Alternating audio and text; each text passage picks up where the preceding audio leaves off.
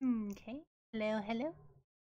It is September 21st, 2023. I just got back from a regular doctor's appointment, not my neurologist, because I needed to renew my referral to the neurologist, so I couldn't go and get my MRI today as was initially planned.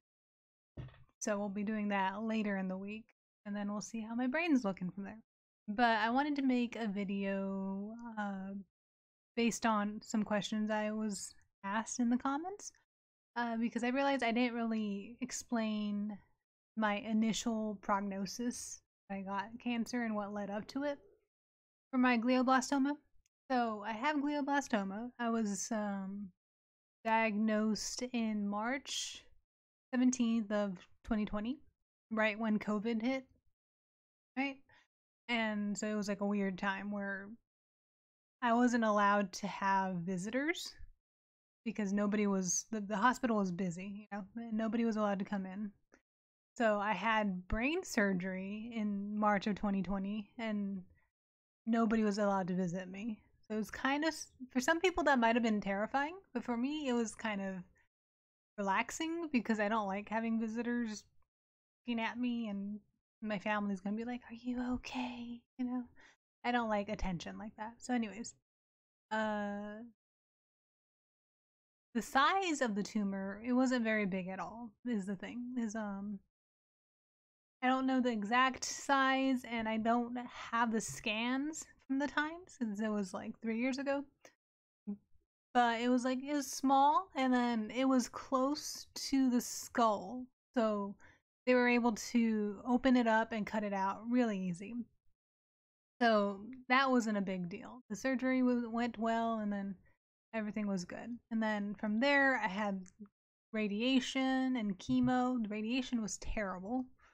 And the thing with the glioblastoma is that a lot of the treatment and the chemo doesn't actually cause hair loss.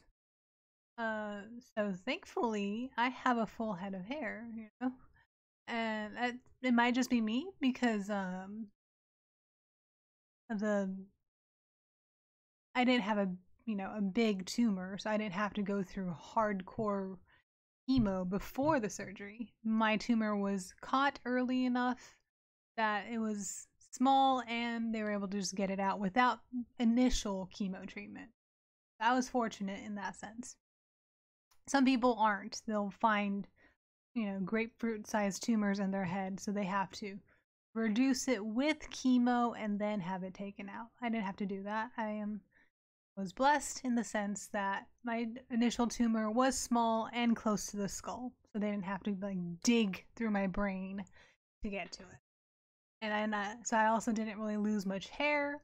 The only side that I lost hair on was this side where they shaved my head, and they were gonna shave my whole head, but I asked the surgeon, "Is there any way you can save the left side of the hair?" And he's like, I guess." He didn't want to, but he let me keep my left side of the hair. So I never had to lose hair is the thing. So far. Let's just say so far. Cuz all the oral treatment like Temodar and all that, and it says it will cause hair thinning, but it doesn't, it's not aggressive, not like a very harsh amount of hair loss. So if you ever wondered why I'm not bald with brain cancer, it's because brain cancer treatments are usually not as aggressive as like other cancers. Because the thing with cancer treatments involving chemo is designed to slow basically attack fast replicating cells. And that's why you lose hair, is that hair is a very fast replicating cell naturally. But I don't lose hair. So that's good, right? I'm very thankful for that. And then I think overall, what is it? I don't know. I don't have a script for this. I just wanted to like basically cover some of the questions. Is that yeah, my initial tumor was very small, close to the skull. Very fortunate. If you were to ask me what were my first signs of the fact that I had a tumor, first off is that I've always known that I was gonna eventually get some kind of malignant tumor because I was born with a genetic defect or genetic disease called neurofibromatosis type 1.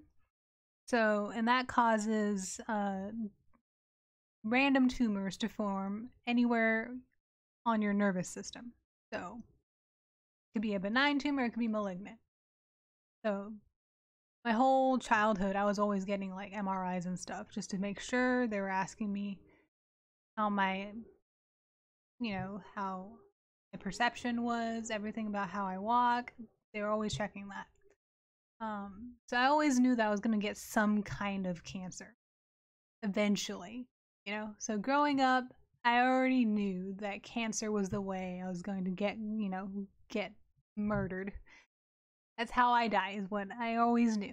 So when I got diagnosed with brain cancer, I was just like, here it is. It happened. Right? So the symptoms generally were just migraines and headaches. I had very bad headaches at night, and in general, at night it was so bad that I would feel the best if I squeezed my head at the temple right here. If I squeezed, it didn't hurt as much, and then I would take a lot of like Tylenol and stuff to deal with it. And that happened for weeks, right? And it was horrible, but I didn't go to the doctor for it because it's just a headache. It's not a big deal. I didn't have health insurance, right? And then eventually one day when I was at my boyfriend's house, I did end up having a seizure. Or no, I did have it once, but the first seizure I had was when I was playing League of Legends, and I passed out on my desk and had like a grand mal seizure, I think is what it is, where you pass out and you're not conscious. And I woke up and I was like, what the hell happened? So that was the first sign that there was something wrong. So very bad headaches and seizures. So I eventually, after the second seizure, I think, we're like, we got to get you to a hospital. We went to the ER and they did an MRI and they're like, there's a tumor, so we got to get it out. So went to the ER, immediately went into surgery and took it out. And then from there, it's just, we found an oncologist. The first oncologist was terrible. She's the one that immediately put me on Avastin. And Avastin's terrible because Avastin is supposed to be something you use when you don't have other options, right? It works, but you should save it for later. Is a problem, right? So yeah, overall that's all I have is to say for what my prognosis was. And at the time, actually, when they first took out the like my cancer and they did the biopsy, they told me it was an astrocytoma, which is like a more severe kind of brain cancer. But then later they corrected and said that it's a glioblastoma. But now, like my second biopsy, when I had my second surgery, they came back and said that it has a mutation of an astrocytoma. So it's like they're not really sure, I guess, if it's glioblastoma or astrocytoma. And the more I look it up, there doesn't seem to be like a huge difference between them. I think it's just like a gene mutation as a difference. So it's that I have a glioblastoma that has astrocytoma qualities, is the best I'll describe it. And yeah. So that is my initial prognosis and I guess experience. If anything, I think the worst part of the whole treatment process is the radiation. Radiation is awful, especially if you're claustrophobic. If you're a claustrophobic person, you're gonna hate radiation for glioblastoma because they get this plastic mesh and they heat it up so that it's soft, and then they press it on your face to make a mold of your face, and then they push you into like a they lock you down with that mesh that they made, so you can't move because they don't want you to move because they only want to radiate the cancer, so they want to make sure not to radiate your actual brain. But to do that, they gotta put a plastic mold on your face. That is the most awful experience in my life. I hope I never have to do that again. I would rather never do that again. I would rather take all the chemotherapy in the world than do radiation again. Like, I can handle chemo like a champ, okay? Throwing up and feeling nauseous and puking up my guts all night, I can do that. That's fine. I will do that forever if I never have to do radiation again. I have claustrophobia. Like, I cannot handle my face being in a plastic mold. Just thinking and remembering about it gives me anxiety. But yeah, so I just wanted to make a quick video about my initial prognosis because apparently I haven't really explained it enough. And that is it. Thank you for watching, and I will be back after my next appointment.